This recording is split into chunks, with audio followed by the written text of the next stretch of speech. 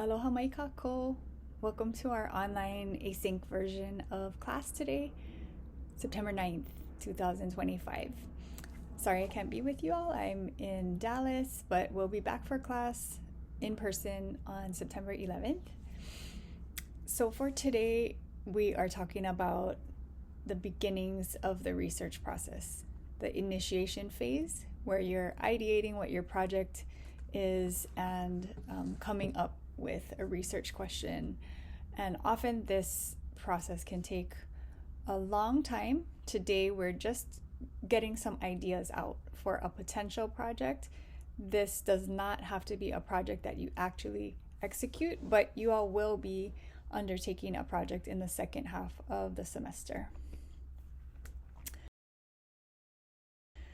So as I mentioned, this phase is called the initiation phase, and it can look different ways depending on the approach that one takes to the research process. We're going to talk today about community-based research and the more individualistic type of research that is outlined in the craft of research for the reading that you did today. So today, by the end of class, you're going to share an idea for a research topic that interests you. And it can be something that you will work on for the second part of the semester, or it can just be something that came out of our discussions or something that you have been thinking about and would be interested in maybe one day doing a research project on. So in the craft of research, there's this format. I want to work on X because I want to find out Y so that we can better understand Z. So X being the topic and Y and Z being your research question, not phrased as a question in this format, but with an open line of inquiry. So that's the format you're going to share. We'll come back to that, and it's also going to be in the discussion section of Lamaku. And I want to just reorient us again to thinking about research as power. We talked about a sort of broad definition of power being the ability to create, shape, and define reality. And research can help us to shape realities that we care about. We also are thinking about research as a practice. And in this diagram here, you can see it is often an iterative process that begins perhaps with observation, reflection, when you're not even thinking, I may be doing research. But when you consciously begin thinking, I'm going to embark on a research journey, then that is your initiation phase, where you're really beginning to identify what is the problem or the purpose of the research you're going to undertake.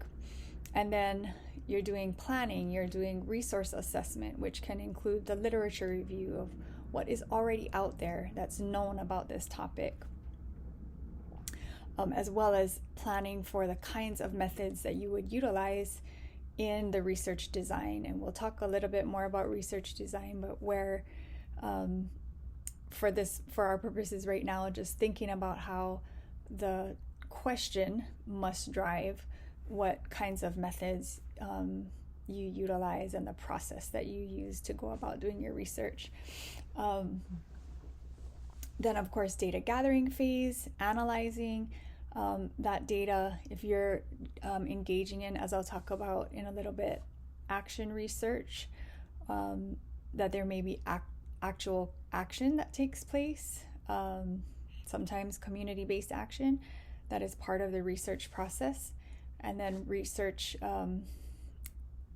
reflection and observation again. And oftentimes this is an iterative process, again, where you're cycling through in multiple waves. And finally, we're thinking about research as relationship, where you're thinking about this sort of triad of yourself as the investigator, or as we'll talk about in a second, how community or other groups, collectives can be the investigator, your audience, your intended audience, and then the actual data that you gather. And thinking about those three pieces in relationship to one another is really what constitutes research. So when you're thinking about yourself as the investigator, as the reading in the craft of research calls you to think about yourself as a teacher, really, as someone who is learning and sharing knowledge that others may not necessarily know, where you're not just delivering facts and information, but also offering your audience a reason to care about these facts. Why is this important? And helping to give them new ways of thinking about something. Also, another form of research can be to help people solve practical problems or conceptual problems.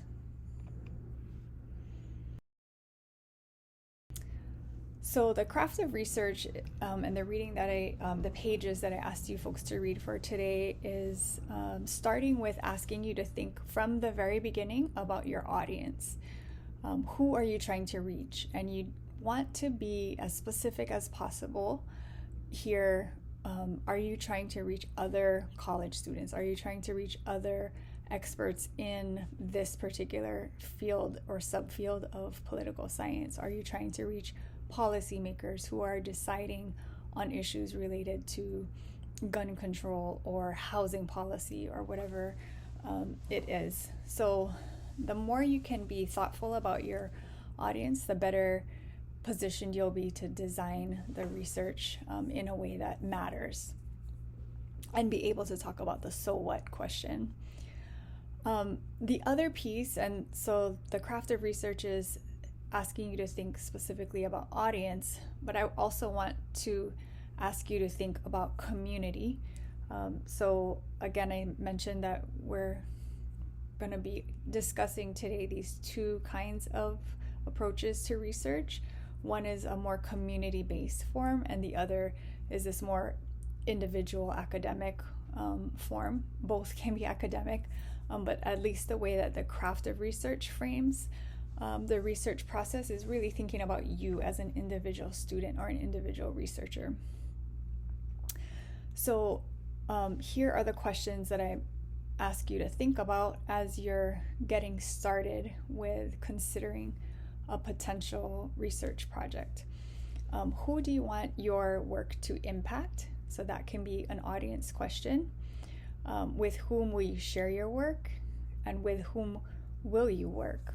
So that might be more of a community question. Is there a social group or a community organizers group or simply a collective of classmates that you would be interested in working together with and asking research questions, asking questions of the world, of the political together? Then you want to be thinking about accountabilities from the beginning as well. What does your audience and or your community expect of you? The craft of research frames this question really kind of as a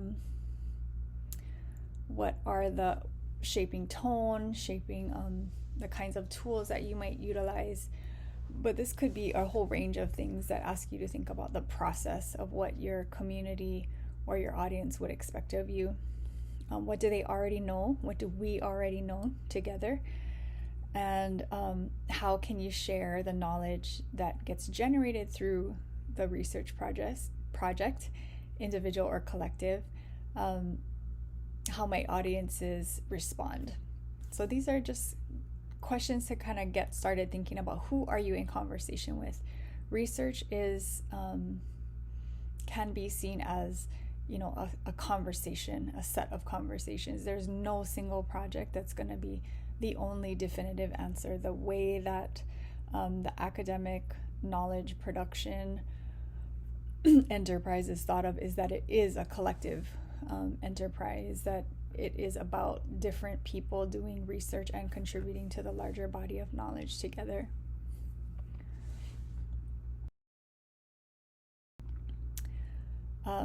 So when we think about research as relationships, again, I want you to think not only about what the craft of research reading offers you, which is this conventional and I would say individualist approach, where these are some, sort of statements that come out of that reading.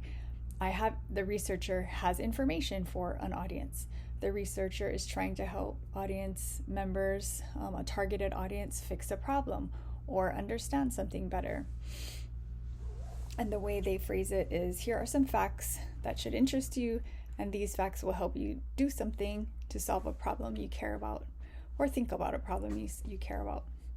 And another additional orientation, neither one of these is better or worse, they're just different orientations to research, is a community-based approach where you are working together with others from the very beginning of asking a question and then going through the process of the design of the research, the gathering. What does this mean? What is the significance for all of us? So community-based approach really asks us to think that we are going to be sharing what we learn from the beginning all the way through the process in ways that serve our community. So you might say, instead of I have information for you, this sort of one-way process, together we are going to identify our priorities, co-design our solutions, and carry accountabilities to one another. And then through that collaboration, we're going to gather information and dialogue to build collective understanding and action.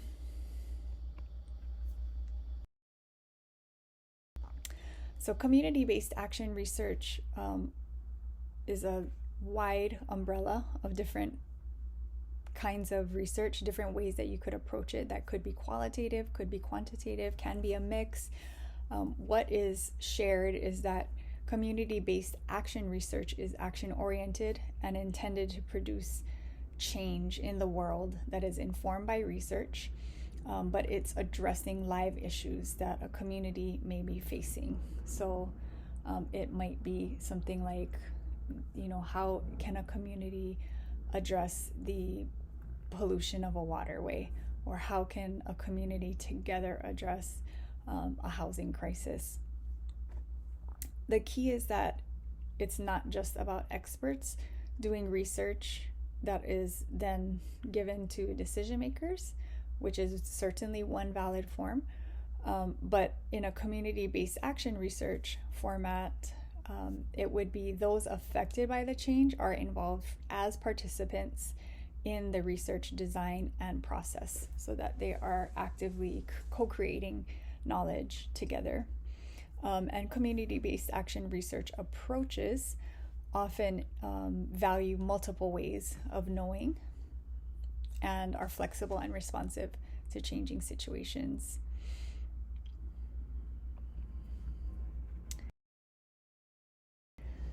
So various forms that action research can take in the literature, community-based participatory action research, indigenous or indigenous community-based research, youth participatory action research, activist research. All of these are different forms of research that engage folks in the process of seeking knowledge together. Activist research, taking the specific approach where someone, a researcher, is in alignment with a particular movement and is engaging in research that supports that movement. Youth participatory action research is one where you're engaging young people in asking questions that they care about together so that they can take action together and then critically reflect on their action and what they were able to accomplish together and how that can then iterate over time. Indigenous or indigenous community based research I'll talk about in a second. And all of this is really kind of under this big umbrella of community-based participatory or action research. So, as I mentioned to you folks, my particular background has been in Indigenous studies research over many, many years. And this is just one of a large and growing body of Indigenous studies research methodologies or approaches.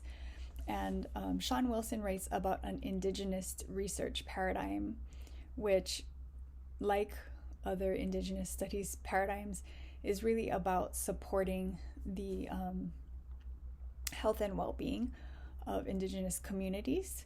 What is distinct about the way that Wilson articulates an Indigenous research paradigm is that it can be done by research from non-Indigenous and Indigenous backgrounds, in any case requiring the researcher to critically reflect on their own worldviews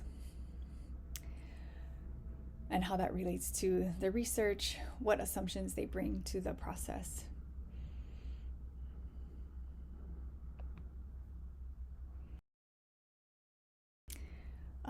In these slides, I'm not going to go through all 25 of them, but it's a wonderful listing that comes from Linda Tuhivai Smith's book, Decolonizing Methodologies, where she lists out a non-exhaustive list of 25 different kinds of Indigenous studies research projects that she has seen, undertaken. So these give you a great kind of wealth of thinking for what the possibilities and purposes of research can take, whether it is specifically for Indigenous communities and nations, or for other kinds of marginalized communities, or communities that are organizing together for various reasons. So, for example, she looks at claiming as a way that folks who have, like Indigenous communities, historically been either simply the targets of extractive research or marginalized altogether from academic research processes. In claiming kinds of projects, it's about a community using research to support formal claims for that particular group.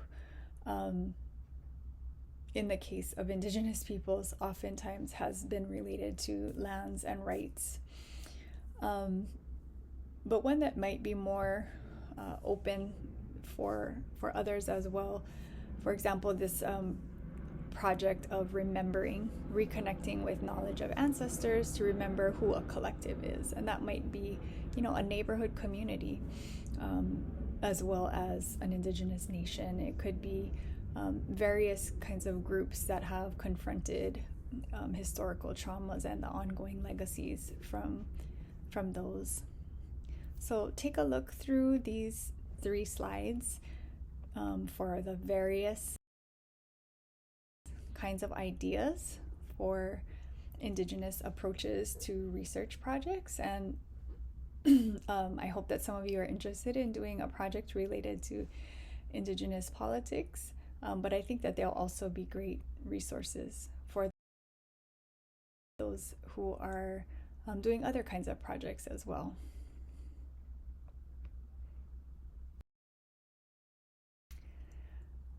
So again, from the start, you're going to be thinking about, are you doing community-based research or a more kind of individualist approach to research? Then you want to think about your audience or community, audience/community. Who are they? Don't just say just everyone in general, anyone who's interested. That really isn't helpful. You want to think about it as a conversation. So you want to have interlocutors or other people that you're talking to, right? And then if you're saying that it's just anyone who's interested, imagine yourself sort of shouting out loud to people at Campus Center. You want to have specific kinds of people that you're thinking about. These are folks who I would approach to go and have this conversation with. That's who you want to think about as your audience or your community. And then your research first has to pass the interest test to you. I'm interested in it. Anytime you're doing research, you want it to be interesting to you in some way so that you can sustain the energy to do it. But different ways that you can approach either the community-based approach or the more individualist approach is that if you're going that community-based route, you want to think about who is this social group that you might want to engage in the research. What is this group seeking to change, to improve, to develop, maybe to halt? And that will help drive what the question is. And then has this group already, or individuals within this group that you've had conversations with, ever expressed an interest in doing some kinds of research? Oh, I've really always wanted to document the stories of these kupuna, these elders from this neighborhood, or who are a part of this movement. Is there something that has already been expressed by this group? That could be part of your research question. Or if you take this more individualist approach, what interests you? What puzzles you? What bothers you or concerns you?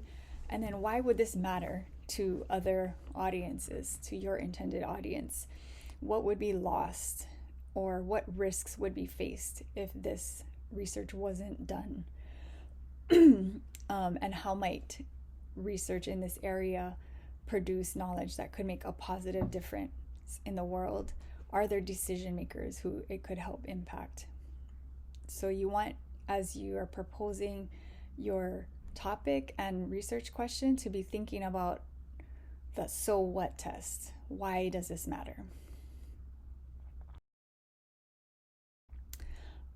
So again, putting these into the form of a question would be your first step. That the research process is research because it has an openness to it that comes from beginning with a question rather than beginning with an argument or just an opinion. And researchers have to have that opening to being wrong, having our hypotheses or our opinions be wrong. We have to be willing to have our minds changed. So what are the ways that you would come to your question? So just giving you a couple of examples of how you can move from a general interest to a topic. This is actually inspired by my colleague Noe Silva's book, Aloha Betrayed. So the general interest, starting with Kanaka Maoli resistance to U.S. annexation in the 1890s, and actually really kind of responding to a very basic question: did Kanaka Maoli, did Native Hawaiians resist annexation in the 1890s? And a lot of the history books that had been written through the 20th century saying that there was minimal resistance or no resistance. And so her research process was really to look at what were forms of resistance that were missed by people that were not looking at Hawaiian language sources. So starting off with that interest, general interest, then moving to a topic. Yeah, the variety of ways that Kanaka Maoli protested attempts at U.S. annexation, that became her topic area of interest. And then refining that topic even further to a question that is generative of new information. What forms did Kanaka Maoli resistance to U.S. annexation take? And why and how were these movements obscured throughout the 20th century? So these become driving questions for what eventually became her book. For your own topic and research question, so you want to maybe start with your interest. Think about why you're interested in this topic. What good could this project accomplish in the world? And then you want to refine to a topic that can bring focus and depth. Can the problem be historicized? Is there an action word that can be used in the articulation of your topic. In the craft of research, it uses action words like contribute or conflict, influence, those kinds of words. And then as you get to the research question, will the question that you're asking yield more than just what's already settled fact? So I put into this slide some of the interests that you all expressed in our last class when we were having a class discussion. And these could be the basis for developing out a topic and a research question. You don't have to use them, but I thought it'd be great for you to have some of the interests that had already been expressed in our discussion right at your fingertips, so you can think about potential research topics and questions. Additionally, I wanted to invite you to think about Hawaii specific issues, or if you're from a place where there are really salient and pressing issues that are specific to your home, are there issues that you might want to think about as the potential for a research topic? So again, the assignment for today is to post an idea for a research topic related to politics that interests you. And you want to post it in the form, I want to work on X because I want to find out Y so that we can better understand Z. So this is an example here that is actually from a book that I had worked on called Nawahine Koa, with documenting oral histories of women elders that I had worked with in various ways in the past. So my example is I want to work on documenting and analyzing Native Hawaiian women's experiences in the Hawaiian sovereignty movement, because I want to find out how they sustained decades of activism under pressure and without compensation, many years, many struggles. How did they sustain that over having families, across time periods of having families, facing exhaustion, facing all kinds of challenges, so that we can better understand what supports nonviolent activists' resilience and longevity. And a second part of that purpose, so that these women's stories can be documented for their families and future generations. So that's an example, something that I was feeling very interested and continue to feel interested and passionate about, but that drove my work on that particular book. And so I want you folks to think about what is it that you would want to work on and help your intended audience or community better understand and do. I look forward to seeing your contributions in the discussion post. Aloha.